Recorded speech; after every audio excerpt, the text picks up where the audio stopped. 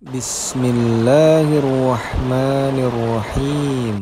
Assalamualaikum Sobat Muslimpreneur. Riba memang menjamur di mana-mana hingga kita selalu menduga setiap kredit adalah riba. Nah, apa benar semua kredit adalah riba? Jawabannya adalah tidak. Tidak semua kredit adalah riba. Kredit yang dimaksud di sini adalah membeli suatu barang dengan pembayaran yang dicicil. Maka yang seperti ini secara umum masuk dalam jual beli dan bukan masuk riba. Allah Subhanahu wa taala berfirman, kecuali dengan jalan perniagaan yang berlaku dengan suka sama suka, saling ridho di antara kalian. Dalilnya adalah dari Aisyah radhiyallahu anhuma bahwasannya Rasulullah sallallahu alaihi wasallam pernah membeli makanan dari seorang Yahudi dengan pembayaran tertunda dan menggadaikan baju besinya sebagai buroh atau gadai. Hukum kredit adalah halal selama memenuhi ketentuan syariat Islam. Di antaranya, pertama, harga barang yang akan dikreditkan disepakati harganya saat akad. Misal kita mau kredit lemari dengan dicicil 12 kali tiap bulannya, maka harus disepakati harganya saat itu. Tidak boleh di tengah jalan harganya berubah. Apakah boleh harga kredit lebih mahal dari cash? Jawabannya adalah boleh, selama harga kredit itu disepakati saat akad. Diriwayatkan dari Tawus, Al-Hakam, dan Hamad bahwa mereka mengatakan tidak masalah penjual mengatakan saya jual harga tunai sekian dan harga kredit sekian. Kemudian pembeli sepakat dengan salah satu harga.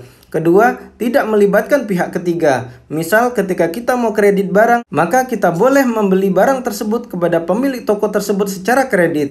Tapi jika melalui pihak ketiga, misal melalui leasing atau bank atau pihak lembaga manapun, maka akan terjadi masalah. Apa masalahnya?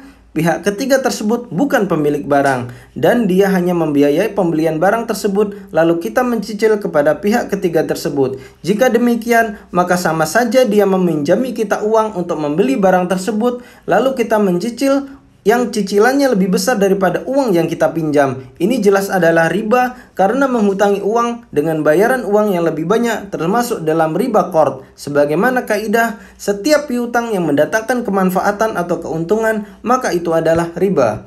Ketiga, tidak boleh ada denda. Misal ada keterangan jika terlambat akan ada denda sekian, maka yang seperti ini termasuk dalam riba jahiliyah. Atau termasuk riba jika kita sebagai pembeli meminta tambahan waktu dalam membayar cicilannya, lalu harganya ditambah sekian. Mujahid berkata, dahulu orang-orang jahiliyah bila ada orang yang berhutang kepada seseorang dan telah jatuh tempo dan belum mampu melunasinya, ia berkata, engkau akan aku beri demikian dan demikian dengan syarat engkau menunda tagihanmu. Maka pemberi hutang pun menunda tagihannya. Keempat, tidak boleh menyita dengan kezaliman. Misal ketika pembeli tidak lagi sanggup mencicil, maka tidak boleh disita begitu saja, tetapi barang tersebut dijual atau dilelang untuk membayar hutang yang tersisa. Jika masih ada lebihan dari hasil penjualan barang tersebut, maka itu adalah hak dari pembeli. Tidak boleh misal semua uang hasil sita tersebut diambil dan cicilannya yang selama ini dibayar dihitung sebagai sewa. Maka hal semacam ini adalah batil